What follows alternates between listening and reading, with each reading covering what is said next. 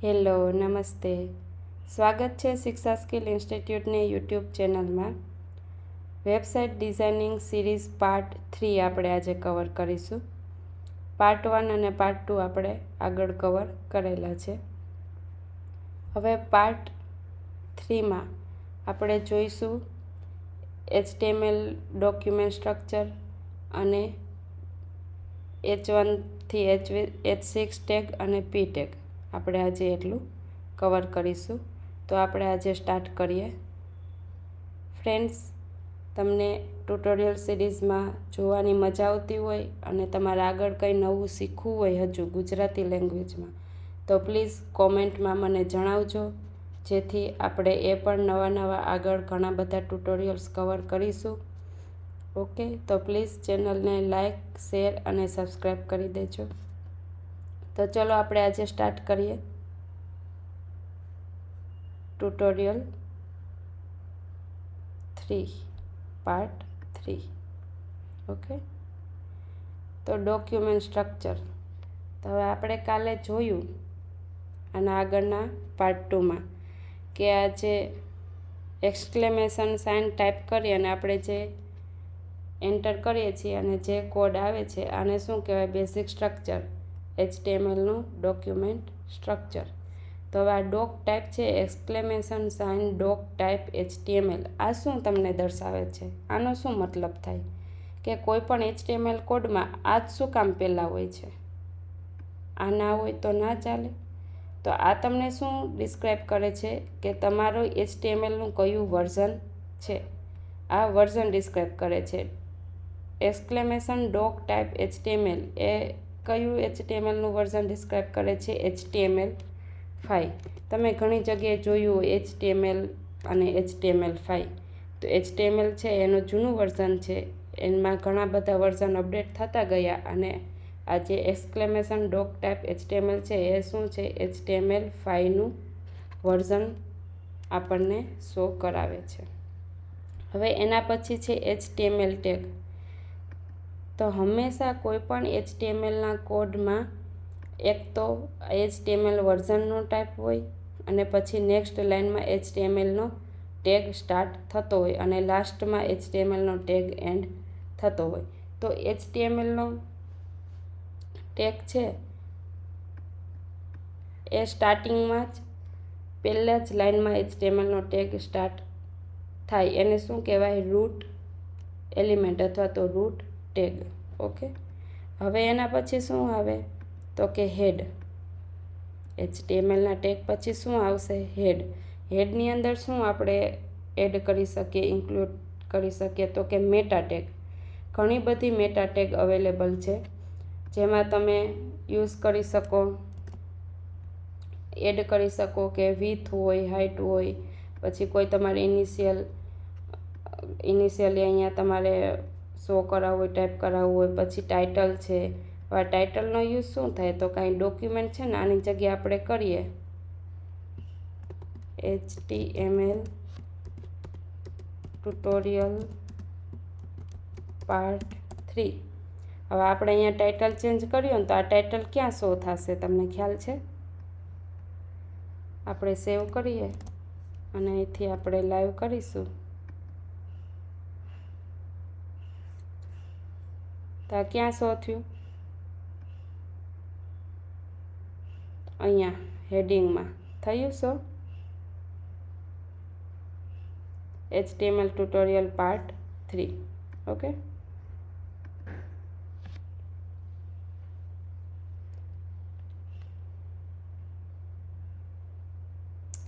Than after head tag complete થાય પછી શું આવશે?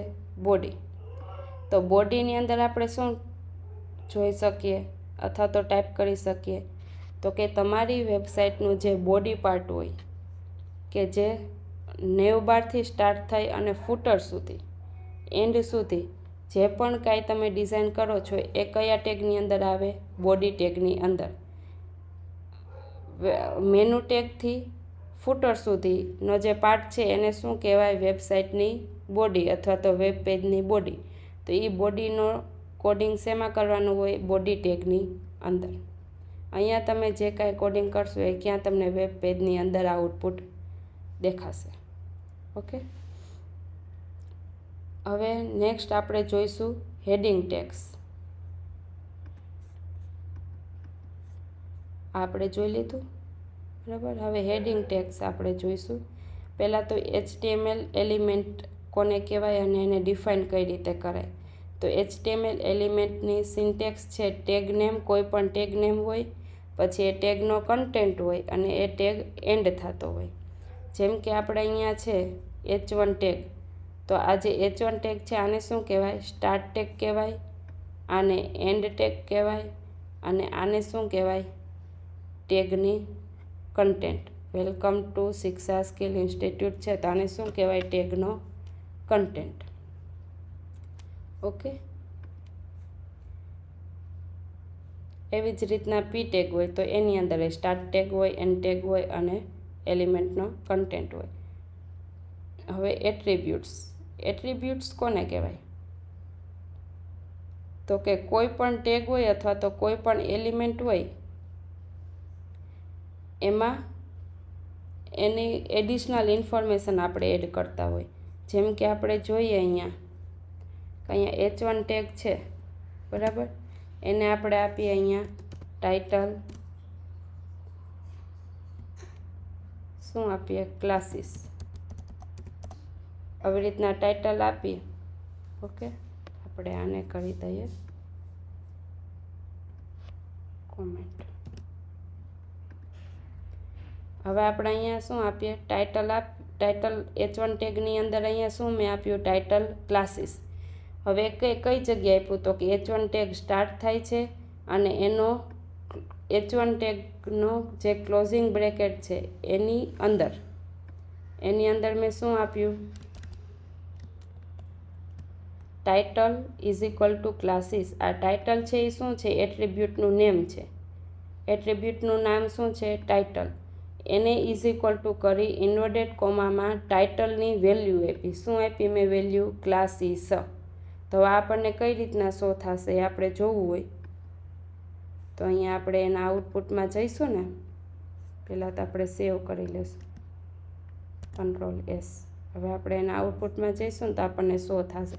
હવે તમે જુઓ છો કે આમાં ટાઇટલ મેં ક્લાસીસ આપ્યું તો એ તો અહીંયા કંઈ શો થતું નહીં. તો એ ટાઇટલનો મતલબ શું થાય? તો કે તમે જે પણ ટેગમાં ટાઇટલ આપેલી હોય ને અને એની વેલ્યુ આપેલી હોય ને તે એ ટેગની ઉપર તમે હોવર કરશો ને એટલે તમને બતાવે છે ક્લાસીસ. હોવરમાં લઈ લઈશ તો જતું રહેશે, હોવર કરીશ તો આવશે છે. તો આને શું કહેવાય? એટ્રીબ્યુટ. આવા ઘણા બધા એટ્રીબ્યુટ્સ છે જે આપણે આગળ કવર કરીશું. હવે એ એટ્રીબ્યુટની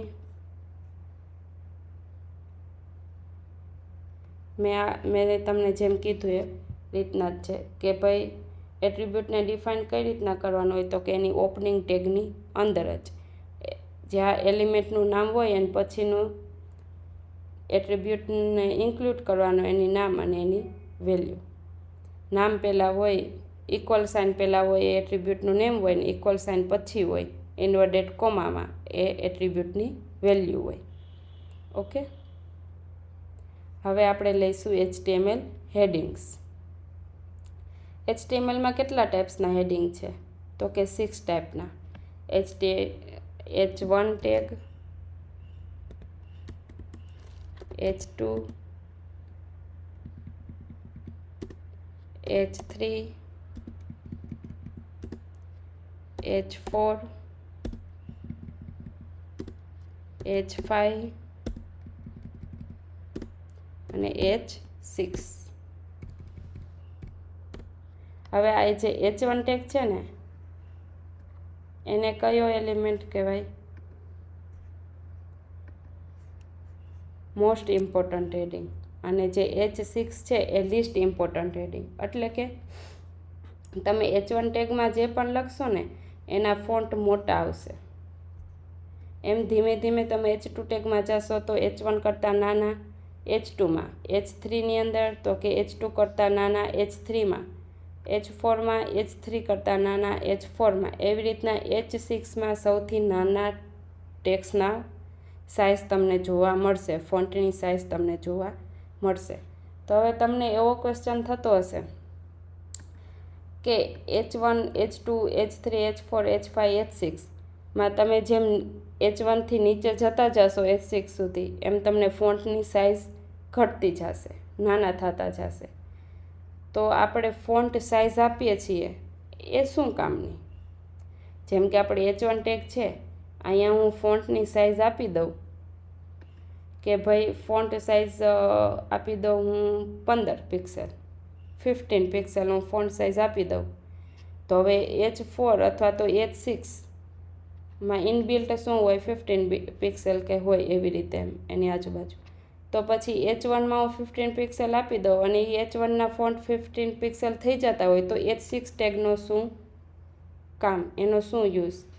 તો H1, H2, H3, H5, H4 એ બધા ટેગ શેના માટે યુઝ કરવાના હોય? આપણે આપણી વેબસાઇટને રેન્કિંગમાં લાવવા માટે, ટોપ રેન્કિંગમાં લાવવા માટે, એનો SEO માર્ક ટોપ લાવવા માટે, કે જ્યારે કોઈ પણ યુઝર ગૂગલમાં ક્લાસીસ વિશે સર્ચ કરે તો શિક્ષા સ્કિલ્સની વેબસાઇટની લિંક સૌથી પહેલાં ગૂગલમાં આવવી જોઈએ. તો એ કેના આધારે આવે? તો કે તમે એમાં કયા કયા ટાઈપના ટેગ યુઝ કરેલા છે એના ઉપર એ ડિપેન્ડેડ રહે. હવે તમારે ક્યાંય તમારી વેબસાઇટમાં એડ્રેસ લખવું હોય તો એડ્રેસ તમે કોઈ પણ ટેગનો યુઝ કરીને પણ લખી શકો. તમારે ફોન્ટની સાઇઝ મીડિયમ જોતી હોય તો તમે H3 ટેગનો યુઝ કરી અને આની અંદર તમે એડ્રેસ ટાઈપ કરી શકો. તો એ તમે કર્યું હોય તો બી ચાલે, એરર નહીં આવે, કશું નહીં આવે. એની જગ્યાએ તમે એડ્રેસ ટેગ આવે, આ ટેગનો યુઝ કરી અને એની અંદર તમે એડ્રેસ નાખો ને તો એ રેન્કિંગમાં અપ થાય. જેમ કે કોઈ પણ એડ્રેસ સર્ચ કરે ને શિક્ષા સ્કિલનું તો એ ડાયરેક્ટ એની વેબસાઇટ શો થાય. ઓકે, તો એ રીતના બધા અલગ અલગ ટેગનો યુઝ હોય. તો હવે આપણે અહીંયા જોઈશું કે H2ની અંદર આપણે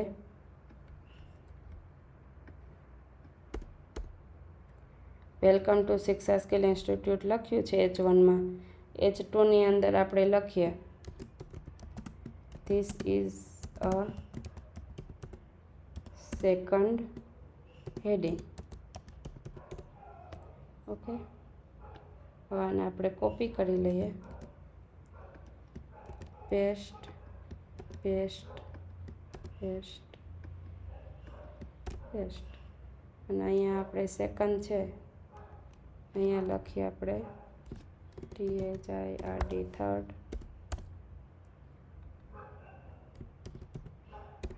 ફોર્થ, ફિફ્થ,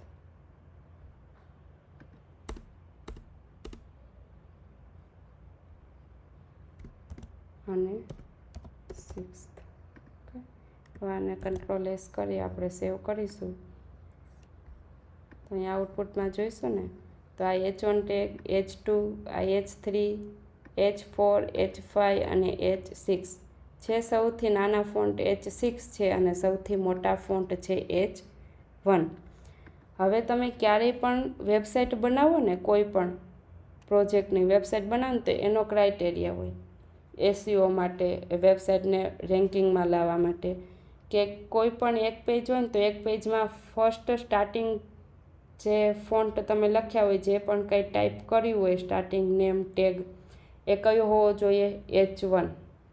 એના પછીનું તમે જે કાંઈ હેડિંગ આપેલું હોય એ કયું હોવું જોઈએ? H2. એના પછીનું હેડિંગ H3, એના પછીનું H4. એવી રીતના તમે હેડિંગનો યુઝ કરી અને તમે તમારી સાઇટને રેન્કિંગમાં લાવી શકો, જે આપણે આગળ હજુ ઘણું એના વિશે જોઈશું. ઓકે, લાસ્ટમાં આપણે HTML CSS પાર્ટ કમ્પ્લીટ થશે, ટ્યુટોરિયલ આખું, પછી લાસ્ટમાં આપણે એક આખી HTML CSSથી આખું આપણે એક લેન્ડિંગ પેજ પણ ક્રિએટ કરીશું, એક પ્રોજેક્ટ નાનો એવો પણ બનાવીશું. ઓકે,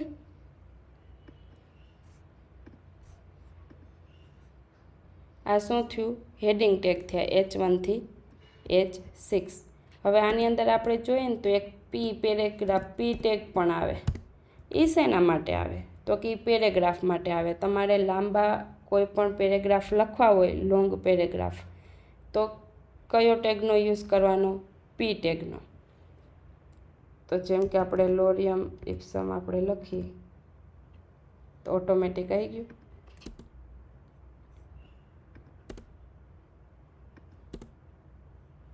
આ શું થયું? પેરેગ્રાફ થયો. ટેગનો યુઝ શું થાય? કોઈ પણ પેરેગ્રાફ તમારે ટાઈપ કરવો હોય, લખવો હોય તો ત્યારે કયો ટેગ યુઝ કરવાનો? ટેગ.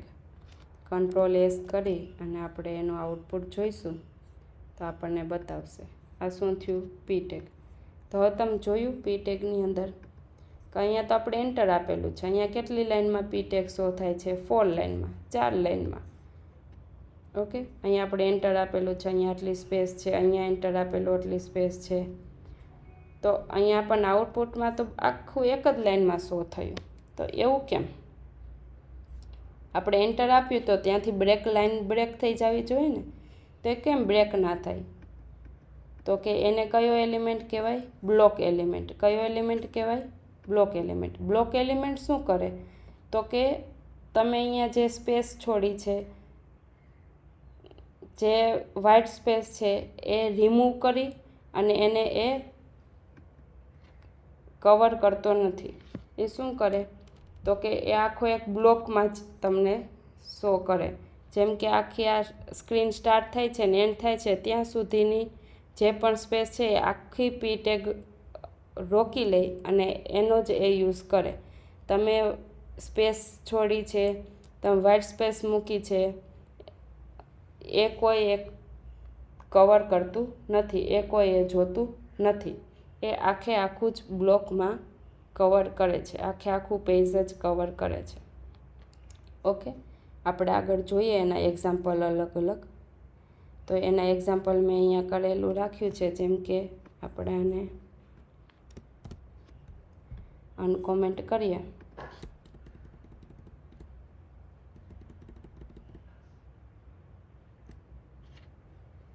તો આપણે જોઈએ કે અહીંયા H2 ટેગ છે ને, H2 ટેગની અંદર મેં સ્ટાઇલ આપી છે. સ્ટાઇલમાં આપણે CSS આવી રીતના આપી શકીએ, આપણે આગળ જોઈશું. અત્યારે હું તમને ખાલી સમજાવવા માટે કર્યું છે મેં કે સ્ટાઇલ ટેગ છે. સ્ટાઇલ ટેગની અંદર મેં એને H2 ટેગનું શું આપ્યું છે? Background colour. બેકગ્રાઉન્ડ કલર શું આપ્યો છે? ગ્રીન. પછી એવી રીતના મેં ટેગ લીધું છે. ટેગનો મેં બેકગ્રાઉન્ડ કલર શું આપ્યો છે? યલો. એવી રીતના સેકન્ડ ટેગ લીધો છે. એની અંદર મેં સ્પાન યુઝ કરી, એની અંદર સ્ટાઇલ યુઝ કરી અને બેકગ્રાઉન્ડ કલર આપ્યો છે રેડ. હવે આ સ્પાન ટેગ છે એને કયો ટેગ કહેવાય? ઇનલાઇન ટેગ કહેવાય. આ H2 છે, આ ટેગ છે, એ બધાને કયા ટેગ કહેવાય? બ્લોક ટેગ કહેવાય. પણ આ સ્પાન ટેગ મેં જે યુઝ કર્યો છે એને કયો ટેગ કહેવાય? Inline tag. તો આપણે આનું આઉટપુટ જોઈશું એટલે તમને ખબર પડશે ઇનલાઇન ને બ્લોક શું ને ખબર પડી. જે મેં ટેગ લીધો હતો, ઓલો H1 ટેગ, H2 ટેગ આપણે લીધો હતો. H2 ટેગની અંદર આપણે બેકગ્રાઉન્ડ કલર કયો આપ્યો હતો? ગ્રીન. તો હવે એ આપણને H2 ટેગનો બેકગ્રાઉન્ડ કલર ગ્રીન આપ્યો હતો, તે કેટલી સ્પેસ રોકે છે? H2 ટેગ ગ્રીન કલર આપ્યો છે તો આખી સ્ક્રીનમાં ગ્રીન થયો. તો એ શું થયું? બ્લોક એલિમેન્ટ થયો કે આખી સ્ક્રીનની સ્પેસ રોકે છે. ઓકે, તો એ શું થયો? બ્લોક એલિમેન્ટ થયો. તો એ આખી ગ્રીન થઈ ગઈ. હવે મેં ટેગ આપ્યો તો ટેગની અંદર મેં કેવો કલર આપ્યો છે? બેકગ્રાઉન્ડ કલરમાં યલો. તો એ પણ શું કરે છે? તો કે એ પણ આખી લાઇનને કવર કરેલી છે અને યલો કલર આખી લાઇનમાં દેખાય છે. તો બ્લોક એલિમેન્ટ શું કરે? તો કે એ સ્ક્રીનની પૂરેપૂરી સ્ક્રીનની સાઇઝને યુટિલાઇઝ કરે. એ કોઈ પણ વ્હાઇટ સ્પેસ અથવા તો કોઈ પણ તમે જે સ્પેસ આપો છો, વ્હાઇટ સ્પેસ છે કે બ્લેન્ક સ્પેસ છે, કાંઈ પણ વસ્તુ એ જોતું નથી. એ આખે આખી એની લાઇન કવર કરે છે. એને શું કહેવાય? Block tag. હવે ઇનલાઇન ટેગ આપણે જોઈએ તો ઇનલાઇન ટેગમાં શું હોય?